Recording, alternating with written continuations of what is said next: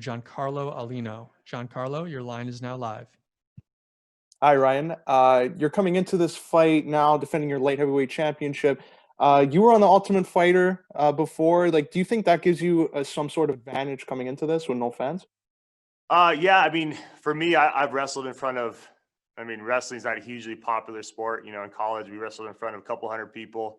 You know, that was one-on-one sport, going out there and competing in dead quiet.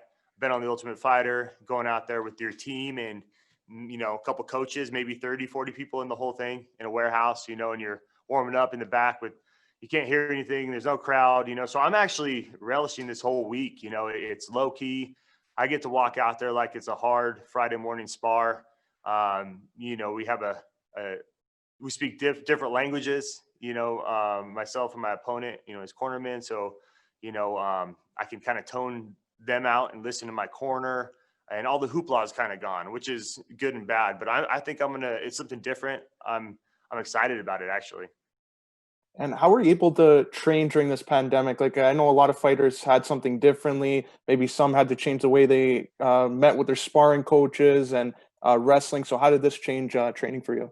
Yeah, we're pretty fortunate in that aspect too. We had a building that, you know, we train in. We have a cage, mats, and all that weight equipment, but it's not open to the public, and it never was. You know, so it was just a pro team, and so we cut down that pro team, and I used, you know, 3, 4, 5 guys that, you know, high level that I needed for this fight. And, you know, we got tested every couple of weeks. You know, we were clean, made sure everybody was safe. Because the last thing I wanted to do is go through another training camp, wait, you know, some more, get here and get canceled because somebody has COVID. You know, so I was able to keep my training pretty consistent and pretty much the same. You know, the only thing, I usually bring people in, you know, I usually bring a decent amount of Brazilians in. But this time I didn't. I kept with the crew that, you know, I was working with. And final question for me, looking at heavyweight and light heavyweight, which division do you think poses the best challengers for your title? Both of them, really. You know, I went after I did the heavyweight Grand Prix. You know, Bellator asked me to defend the heavyweight title, and I did that. You know, and during that time, light heavyweight kind of, you know, they came up with a true contender in Nemkov, you know, so, you know, he kind of rose up and did very well. And so now we're back down, and I can jump back and forth. I see great matchups in both of them, you know, being down here right now, go out there, get this win this Friday. You know, I probably want to stay down here at 205 for one more fight, you know, while I made the weight, my body's primed for it, and then, you know, keep bouncing back and forth. All right, our next question will come from the line of Josh Gross. Josh, your line is now live. Hey, Ryan, how are you? What's going on, Josh? I'm wondering, it's the first fight for you, 205, since 2017. You talked about you're comfortable with the weight and you feel good. Was there a process? Was there a game plan to get back to 205? How did you manage it to make it so seamless for you? Well, we had a fight booked in May, and thinking about that, and then you know, then COVID hit. You know, Nemkov is from Russia, the whole travel ban, all that. So we were thinking maybe it's heavyweight. You know, probably about 4 weeks ago, I kind of learned that, all right, we're going back down to light heavyweight, you know. And so I always kept myself in a good weight in between. And so it really wasn't bad at all. You know, I left Arizona around or just under 220. Well, weight's good, you know, and so just getting the last little bit off. So just eating clean, eating healthy, which in turn, I feel like upped my game a little bit because I was extremely healthy through the last 4 weeks. Where at heavyweight, I'm like, all right, if there's something there, I want to eat it. I'm a heavyweight, whatever, I'll eat it. This fight at this time, yesterday it was announced that Jon Jones is relinquishing his 205 title. All of a sudden, it seems like globally the light heavyweight division's opened up. Like, who is the number one guy? What put this fight on Friday in context in terms of that picture? What does this fight determine in terms of who's the best light heavyweight in the planet? Yeah, arguably you can say that, you know, winner of this fight, you know, is the best light heavyweight out there right now. You know, how can you not? You know, we both proven ourselves. You know, I know he's more inexperienced a little bit, you know, but he still has 13, 14 fights. You know, I've been there, done that. I'm a double champ. I fought in both organizations. You know, I'm 13-1 in my last 14 fights, and with 1 no contest, which, you know, is what it is. And then, you know, so my question is, how can you not say that? for the people who don't see that, what is your response to them? You know, how the arguments are, it's not in the UFC or whatever the argument is. How do you say, you know what, if I win this fight, I am the number one guy? I don't know. You look at my resume, look at who I beat, look at my, my wins. And if you go through that and look how much I've grown these last X amount of years or 3-4 years, like I haven't lost in, I think, the last 4 years. It's not like I'm fighting bums out here. I'm fighting the best competition out there. And I've been a, perennial top 5 guy in the UFC, before I left. And I've grown so much since then. So, it's just, I'm leaps and bounds better than I was 5 years ago, better than I was a year ago, and ongoing. All right. Thank you. All right. Our next question comes from the line of Connor Northrup. Connor, your line is now live. Hey, Ryan, how you doing? Good. You? Not too bad. Thanks for asking. You're a guy, like I was just saying before, you fought at light heavyweight, you fought at heavyweight, but with the news of Jones too, and someone who has fought Jones in the past, how do you feel like he fares at up a weight class? I think he's going to do very well. He's a bigger frame guy anyway. He's tall and he's lanky. I think his length is going to cause a lot of problems, and he's going to be a lot faster than a lot of these heavyweights. One thing I realized going up to heavyweight, that my speed, was definitely there, and your cardio and all that kind of stuff that comes with it. And so I think he's going to do very well. Obviously he should jump into, a title contention fight or for the title, so, you can't discredit Jones. He's one of the best of all time. So going up to heavyweight, I don't see a real big difference. Those guys are big at light heavyweight, and he's going to be even more faster. Yeah. And you talked about your weight cut too and how it is going pretty smooth, but the fact that you are a little older now too and you haven't cut that weight in a while, did you have to make any different adjustments than maybe, 3 years ago? Just being a little more healthy in my eating and watching it a little more, tracking it.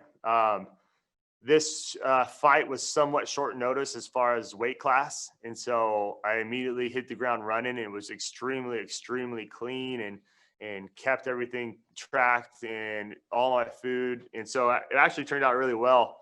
I've been feeling great. It's probably yesterday I worked out, probably the best I've ever felt fight week. Maybe my body just likes to lose that extra, 15 pounds that I usually have on me. And I was feeling awesome. My speed was there. Felt great in my head, so for me, it's being a little more disciplined, but in the same time, that only helps me in the long run. All right. Our next question will come from the line of Steve Jewin. Steve, your line is now live. Thank you. And thank you, champ, for the time. I appreciate it. I'd like to know, with that Czech Congo fight, obviously that was not the outcome you were looking for, but now you're back in the light heavyweight division and defending that title, your 2 titles. So when you get back to heavyweight, do you want to give Congo another opportunity, or would you rather take an up-and-comer like Valentin Moldavsky if he wins on Friday? Yeah, I definitely want to get that Congo rematch. I think there's unfinished business. We've been going back and forth for a while, and I still think it's, kind of cowardly what he did, and then, try to run with that whole thing. And so, and then continually talk smack, so it's one of those things where I definitely want to get that back. There was talk about maybe fighting him this summer if Nemkov couldn't get into the country and all that. So it's just one of those things where it's just unfinished. And so definitely, when I go up to heavyweight, I want to fight him. All right. And my other question for you is, obviously everybody's thinking about this Jon Jones thing with him just vacating the belt. Do you feel like in some ways that was a calculated move on his part to overshadow you having arguably the best title fight this week? No, I don't think it was anything towards me. I think it's, for him, a lot of people pay attention to the heavyweight title, and I think after he watched DC and Stipe go at it, and he was like, man, I can beat these guys. I can beat Stipe and whatnot. Thinking that in his head, he's like, I'm going to go up for the heavyweight title, and so it's the biggest, most prestigious, title out there. So at heavyweight, so I think he's kind of in that mode of thinking, and he's always kind of alluded to he was going to go up one day, and I just think he thought now is the time. Our next question will come from the line of Jay Anderson. Jay, your line is now live. Thanks very much. And Ryan, welcome back. First of all, just wanted to know, just mentally, how frustrating was it, how difficult was it when this fight was pushed back? Because you were preparing for a fight in May. Yeah, I mean, I fought in September. I was preparing for a fight. Scott Coker and I were trying to get that Ryzen fight for the title, and the New Year's Eve card. We were trying to book a fight in February in Arizona. The venue fell through, and then we had one finally booked in May, and then obviously COVID hit, and nobody's fault, and it got pushed back. And so I'm just extremely grateful to be here right now. There's so many variables right now that are happening, guys getting to fight week, popping up, testing positive. And luckily, we did our test. We're all good. We have one more. Weigh-ins are tomorrow, and we're here finally. And so I'm just fortunate enough that I get to fight. I'm fighting for a title. I get to work basically. A lot of Americans are out there that don't have jobs. And so I'm just very fortunate right now. One of the wrinkles here is the empty arena. You did fight on The Ultimate Fighter. Do you think that's prepared you for it? Yeah, when you get into a fight, you really kind of you don't have any distractions. You can't really hear anything outside world too much. You're in your own world, but it takes a little bit of that, like the hoopla away, a little bit of that nervous energy that a crowd brings.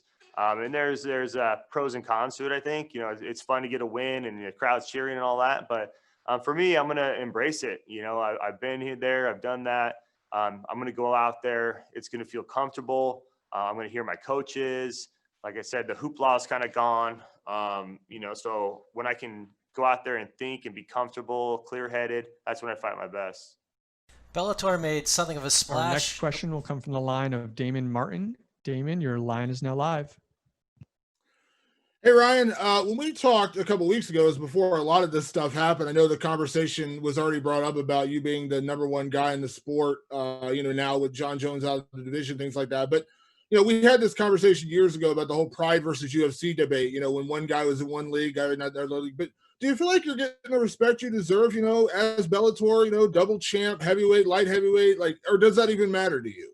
It doesn't really matter. I know how good I am. My team knows how good I am. Bellator knows how good I am. So for me, it's just that's what it is for me. But I think you're seeing a little bit more of, hey, is this guy the best light heavyweight out there right now with Jones going up and everything? And I believe it is. I believe the winner of this fight, is definitely in the consideration of the best light heavyweight out there right now. Does that, I won't say adds pressure, because I know you told me you kind of at this point don't really feel that pressure. You kind of go in loose and just kind of enjoy yourself in the fights. But do you feel like that's a chance to kind of make that statement? The timing couldn't be more perfect with a big title fight coming up on Friday, and now we're kind of defining the light heavyweight, best light heavyweight in the sport. I mean, do you feel like that's a chance for you to kind of submit that spot? Yeah, it's definitely, a time, especially, with Nemkov, he's one of those guys that people are like, oh, he's the next guy. He's an uppercomer, this and that, and he will be a champion one day, but he won't on Friday, and so this fight is definitely one of those fights where, like I said, very well may be the best light heavyweight in the world right now. But for me, there's pressure every fight because I like to win and I'm a competitor. And so no fight's really different, added pressure, less pressure. You have the belts. I have 2 belts, but I'm looking to go in there and win regardless. Do you feel like that mindset is a big key for you finding the success that you've had? Because I know we've talked in the past, you did put a lot of pressure on yourself and going into certain fights and things like that. Do you feel like that mentality has been a big part of the success you've found lately? Yeah, I mean, we've talked about this too, and there's a fight, with Anthony Johnson that I went there. In there's a lot of pressure, potential title shot, in the future, all that, and I didn't perform. I didn't show up. One of the only times I really didn't. And so after that fight, I always told myself before these other fights that, what, you're going to go out there, you're going to have fun, you're going to perform. Because when you show up, and you usually do pretty damn well, And so in the meantime, since then, I've been undefeated. I'm 13-1 with 1 no contest test in my last 14 fights, And so it's a different mind frame, a mindset, and I threw myself into that mindset wholeheartedly. And my last question, when you were at heavyweight, and Scott Coker said you were the best heavyweight in the sport, and you said, I do feel like I am the best, and no offense to Stipe or anybody else out there, but The fact that Bellator is going out and getting a lot of these guys that are that other competition, obviously Lyoto Machida is coming in. We talked about Corey Anderson coming in, heavyweight the same way. We've seen a lot of guys coming in at heavyweight. Do you feel like that's a big part of you defining, your legacy and defining your career as the number one guy, because you are facing well-known top competition right now? Oh yeah, and I love seeing guys like Corey Anderson come in. And there's top guys. Phil Davis has been a top, I believe, top freaking 4 guy, for the last 10 years, and so a lot of people look and say, oh, UFC and Bellator. It doesn't matter. It doesn't matter what organization you're in. There's badass competitors, for me in both weight divisions, and I've been there, done that in UFC too, and I've just continued to grow since then, and so, man, I'm having fun. I'm enjoying where I'm at, and I'm just looking to keep that ride rolling. Thanks, Ryan. Thank you. All right. The last question of the day here is going to come from the line of Dimitri Kagan. Dimitri, your line is now live. Hey, Ryan. You mentioned you want another fight at light heavyweight after this one. Hypothetically speaking, if this fight didn't go your way and you didn't get the rematch as the next fight, would you still want to stay at light heavyweight, or would you want to go up and defend the heavyweight title? Yeah, I mean that's a lot of different variables there, but yeah, it all depends. I mean, yeah, if there's a great fight there at light heavyweight, fun fights would be somebody like a Machida, but I plan on winning this fight. I plan on going out there and beating Nemkov, and then and turn it around pretty soon and doing the light heavyweight title fight again, and there's a couple matchups out there that I like. There's Corey Anderson in the wings. There's Machida out there. I know there's some fights being worked out, but we'll see what happens. Okay. Do you feel like you will prove your point if you take out Nemkov that, you got Fedor's team covered? Yeah. I've been here to this Fedor thing, and Fedor's, he's Nemkov's his protege, all that. How am I reacting to that? I don't really, give a shit, really. I mean, Fedor was in there for 35 seconds. All he could say is how fast and how hard I hit. Basically, we never got into any grappling exchanges, any clinches, and so that doesn't matter. It's one of those things where, yeah, he might have watched tape prior to our fight and he can pass that along, but Nemkov can't, tag in Fedor and both of them come out and fight me. It's Nemkov and I out there, light heavyweight strap, and I'm going to come out victorious. Of course. And having seen Nemkov in action, what weaknesses do you see in his game that you'll be able to take advantage of? Yeah, I have a lot of good things to say about Nemkov, but experience was one huge factor I see. He's been to, I think, 1 3-round fight, in his wins, and he was utterly exhausted in that Phil Davis fight. During the Phil Davis fight, Phil was on top of him, had his wrist, had some submissions, and Nemkov couldn't move under there. So I'm going to keep that pressure the whole time. This is a 5-round fight. I've been there. I'm proven in 3 rounds. I've been proven in 5 rounds, and that's going to be the difference. All right. That will conclude today's media availability. We wanted to thank everyone for joining us.